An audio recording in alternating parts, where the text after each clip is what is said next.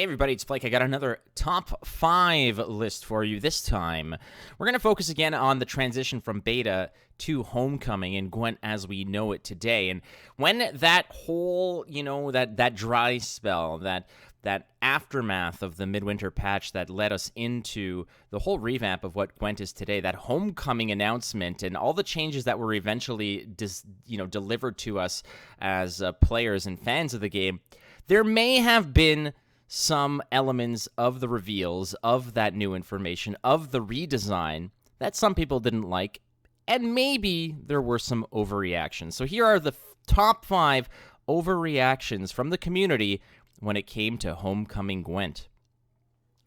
Now, number 5 is not a huge one, but there was still a little bit of an outcry regarding the leader change. Now, typically in beta Gwent, if you saw a leader, you knew what the leader ability was. If you saw Bruver, if you saw Emir, if you saw Francesca, you knew what they were capable of. You knew what the leader ability was going to be because it was intimately tied to what that avatar was, what your leader was. Now, that means that, when Gwent came to Homecoming, they decoupled those. So if you could be Bruver using a Francesca-esque type of echo effect when it came to using a spell twice. You could be, a type of lockdown without being a lockdown, so to speak. And there was a little bit of an outcry. People kind of freaked out. They're like, well, what the hell? Well, why is this happening? It wasn't as severe of an outcry. It's why this one's only at number 5, but there was still some people that were bitching and whining about the fact that leaders were no longer coupled to their abilities. And, it made sense monetarily. If you want to progress, release new skins that were, playable, you want to make them appealing to everybody and not just those who are interested in playing that particular leader ability. It also allowed CDPR to make new skins without making new abilities. So it made sense, but there was still a little bit of an outcry.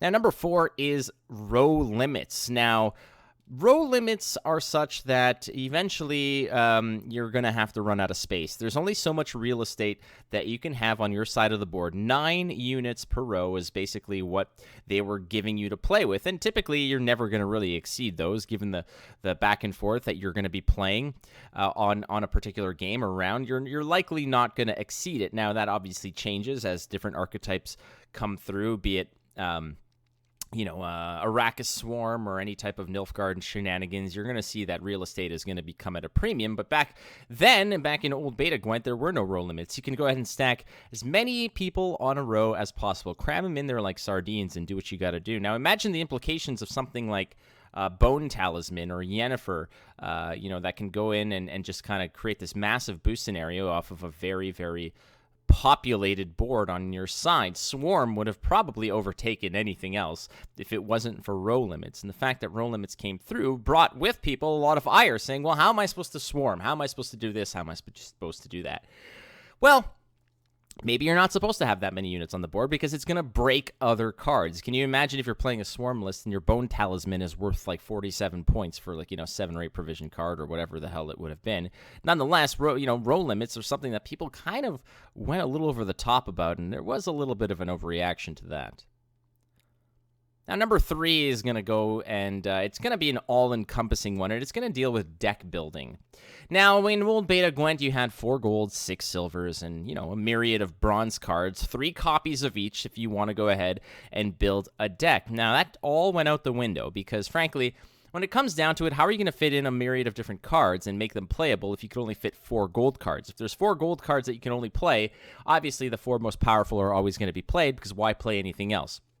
And that's kind of where Gwent was leading to for a little while, as a lot of the cards were kind of like, okay, well, here's the 3 cards I absolutely 100% have to include because of their power level, and I've got some flexibility on the 4th one, so we'll just slam in Royal Decree so we can go ahead and get those other 3 cards. It's just the way that it kind of went. Nonetheless, the shake-up to Homecoming was the fact that, okay, well, we're going to do away with silver cards in their entirety, and we're just going to go ahead and apply a provision system to kind of give a little bit of balance in terms of how you're going to fit cards in. The provision system really gave players a lot more gave skilled deck builders a lot more room to really flex their brain muscles there. I mean, the game in the deck building sense that it exists today is such that it's going to reward how you can economically build a deck to be effective versus just cramming in high power level cards. It kind of didn't make sense earlier on if you think about it, because if you're going to print a gold card with a moderate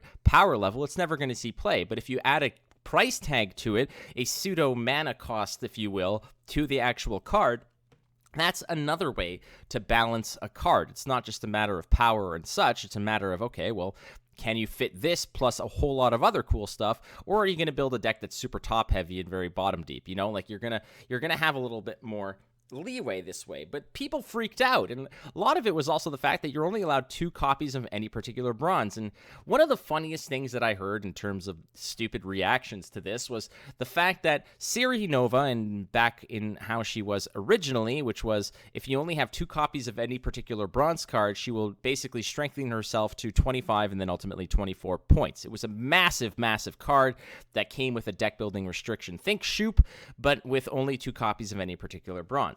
Now, people with their infinite foresight looked at the new deck building restrictions for bronze, and people thought, well, that means that Siri Nova is going to always be useful and it's always going to see play.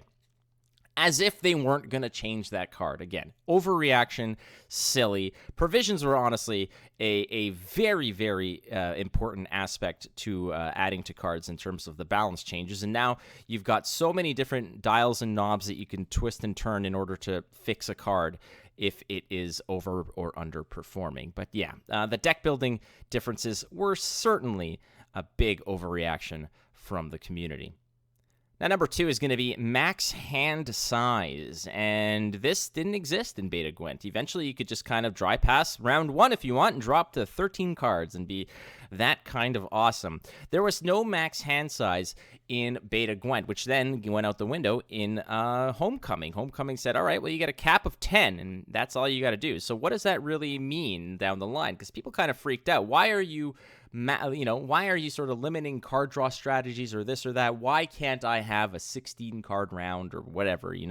Who the hell cares? Why can't I have this gigantic, huge round with, no roll limits and this and that? It makes no sense. It's stupid. Well, the fact is that if you look back at it, there was a lot of dry passing going on in round 2, and there was a hell of a lot of dry passing going on in round 1, if you'd believe it. If you went first in round 1, a lot of people would just flat out dry pass and say, screw it, let's figure this out later and see what happens. But with a max hand size and 3 cards drawn between rounds, you're basically saying that the game is essentially kind of painting you to a corner where you have to play cards, because eventually card advantage is going to be lost if you just kind of pass the turn and such. And not to say that people don't do that in very select and in circumstances that does happen, but max hand size was something that people were very upset about and thought that this was going to probably ruin the game, given the fact that you're forcing your people to play cards in rounds that they may not want to play.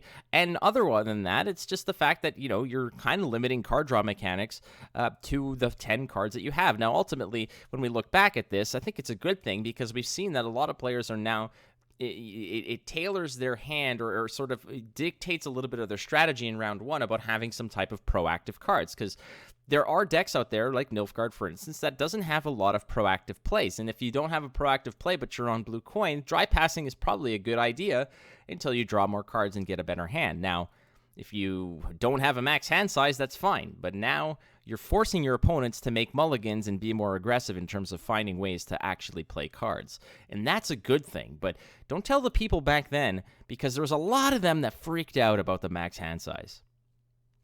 Finally is 2 rows. 2-row Gwent is probably one of the biggest kind of doomsaying changes that everybody I say everybody, but it's not everybody, but there was a big faction of people that were up in arms over the fact that, well, now we have 2 rows and that's not 3 and that's stupid. Well, why is it stupid? I don't know what their arguments necessarily were, but that coupled with row limits just meant that, all right, now you have 18 spaces that you can play with.